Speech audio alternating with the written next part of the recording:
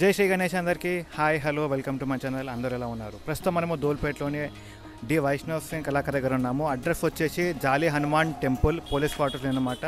నా బ్యాక్గ్రౌండ్లో మీకు రోడ్ కనిపిస్తుంది కదా, ఆ రోడ్ స్ట్రేట్ వెళ్తే కనుక ధ్రువ్ సింగ్ కళాకార్ యొక్క షెడ్ వస్తుంది అనమాట. సో ఇక్కడ విగ్రహాల యొక్క అప్డేట్స్ ఏ విధంగా ఉంది, పెయింటింగ్ ఏ విధంగా జరగబోతుంది, డిజైన్స్ ఏ విధంగా ఉన్నాయి, మన గణనాథులు ఏ విధంగా కనిపించబోతున్నారు భక్తులకు, ఇలాంటి మరింత ఇన్ఫర్మేషన్ మీకు బ్యాక్ కెమెరా ద్వారా చూపించే ప్రయత్నం చేస్తాను. సో ఈ వీడియోని పూర్తిగా చూడండి, నచ్చితే సబ్స్క్రైబ్ చేయండి, లైక్ చేయండి. సో బ్యాక్ కెమెరా షూట్ అయిపోదాం. ఓకే, మరొకసారి అడ్రస్ చూపిస్తున్నాను, డి వైష్ణవ్ సేన్ కళాకార్ అండ్ అడ్రస్ వచ్చేసి Jali Hanuman temple police quarters అనమాట. మనము ఇదే లేన్లో వెళ్తే కనుక మనకి ఇక్కడ ధ్రువ్ సింగ్ కళాకార్ యొక్క షెడ్ వస్తుందన్నమాట. సో లోపల విగ్రహాలు అయితే తయారవుతున్నాయి. మరో 2-3 రోజుల్లో మనకి ఇక్కడ పెయింటింగ్ వేస్తారని చెప్పారు. సో పెయింటింగ్కి సిద్ధంగా ఉన్న విగ్రహాలు అయితే ఇవన్నమాట. సో హైట్ వచ్చేసి సుమారు 10 to 12 feet వరకు ఉంటుంది. మరొకసారి మీకు అడ్రస్ లాంగ్ వేలో చూపిస్తున్నాను అనమాట. సో ఇది మన పోలీస్ క్వార్టర్స్ అండ్ ఇక్కడ మనకి రోడ్ మీద షెడ్ వస్తుంది అనమాట. మనం లోపల వెళ్తే కనుక ఇక్కడ విగ్రహాలు అయితే ఉంటాయి, చూసుకోవచ్చు. మన కళాకారులు అయితే వర్క్ చేస్తున్నారు. సో వీటి యొక్క హైట్ వచ్చేసి 10 to 12 feet వరకు ఉంటుందన్నమాట. సో పెయింటింగ్ వర్క్ అయితే స్టార్ట్ అవ్వలేదు, ఇంకా పాలిషింగ్ అయితే జరుగుతుందన్నమాట. మరో 10-12 daysలో మనకి పెయింటింగ్ వర్క్ అయితే స్టార్ట్ అవుతుంది. మనకి ఇక్కడ ఎంట్రన్స్లో స్టాండింగ్ పొజిషన్ ఉన్న విగ్రహాలు అయితే ఉన్నాయన్నమాట, చూసుకోవచ్చు. సో వీటికి ఇంకా వర్క్స్ అయితే జరుగుతున్నాయి.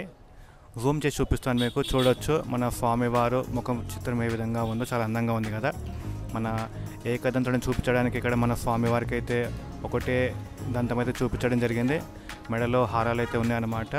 సో ఇవే కాదు, పెయింటింగ్ వర్క్ అయిపోయిన తర్వాత ఈ యొక్క విగ్రహాలు చూడడానికి అయితే చాలా అందంగా ఉంటాయి. స్టాండింగ్ పొజిషన్లో విగ్రహాలు అయితే ఈ విధంగా ఉంటాయి. అండ్ చెప్పాను కదా, హైట్ వచ్చేసి 10 to 12 feet వరకు అయితే ఉంటాయి అన్నమాట.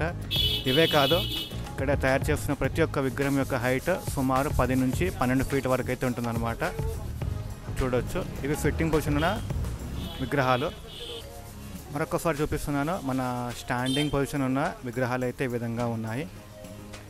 సో వీటికి లాస్ట్ పెయింటింగ్ అయిపోయిన తర్వాత మన స్వామివారికి ధోతి, కమర్పట్ట, మెడలో శాలువ అయితే వేస్తారనమాట. సో మరో 2-3 daysలో పెయింటింగ్ వర్క్ స్టార్ట్ అవుతుంది. అప్పుడు మరొకసారి వీటి యొక్క అప్డేట్స్ అయితే ఇవ్వడం జరుగుతుంది. అండ్ మన ఫిట్టింగ్ పొజిషన్లోనే విఘ్నరాజు అనమాట. సో ఇరువైపులా 2 చేతులు ఉన్నాయి. అండ్ చూసుకోవచ్చు మన స్వామివారి ముఖ చిత్రం, మెడలో హారం అయితే ఉందన్నమాట. అండ్ ఇటువైపు మన శంకర స్వామి రూపంలో విగ్రహం అయితే చేయడం జరుగుతుంది. మన స్వామివారు ఒక కాలు పైన ఇంకో కాలు వేసుకుని అయితే కూర్చున్నారనమాట. సో మన స్వామివారి చేతిలో ఆయుధం కూడా వస్తుంది ఇక్కడ. అండ్ మన స్వామివారి తొండం చూసుకోవచ్చు, ముందుకు వచ్చింది. అండ్ మన శంకర స్వామి ఏ విధంగా ఉంటారో ఆ విధంగా అయితే కొంచెం చూపించడం జరిగింది. మరొకసారి పెయింటింగ్ వర్క్ స్టార్ట్ అయిన తర్వాత ఈ యొక్క విగ్రహాన్ని చూస్తే మనకి పూర్తి స్థాయిలో అప్డేట్ అయితే అందుతుందన్నమాట. అండ్ ఈ యొక్క విగ్రహం కూడా మనకి కూర్చుంటే ఏ విధంగా ఉంటుందో స్వామివారు ఆ విధంగా అయితే చూపించడం జరిగింది. అండ్ మన కళాకారులు అయితే ఇక్కడ స్వామివారికి పేపర్ వర్క్ చేస్తున్నారన్నమాట. అండ్ మనకి ఇక్కడ ఫిట్టింగ్ పొజిషన్లో ఉన్న గణరాజ్ అనమాట, చూసుకోవచ్చు. మన దూరం నుంచి చూస్తే చాలా అట్రాక్టివ్ ఉంటుంది, కాకపోతే మనకి ఇక్కడ షెడ్ చాలా చిన్నగా ఉందన్నమాట. మూమెంట్స్ అనేది కొంచెం కష్టంగా ఉంది.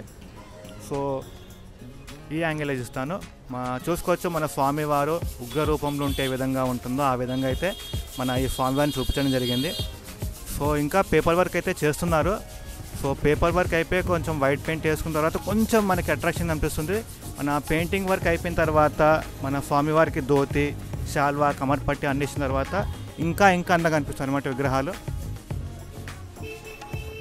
లాంగ్ వే నుంచి చూపించే ప్రయత్నం చేస్తున్నాను, చూడొచ్చు. మన స్వామివారు 2 చేతులు విశాలంగా తెరిచినప్పుడు ఏ విధంగా ఉంటుందో ఆ విధంగా అయితే మన ఈ విఘ్నరాజు ఉంటుందన్నమాట.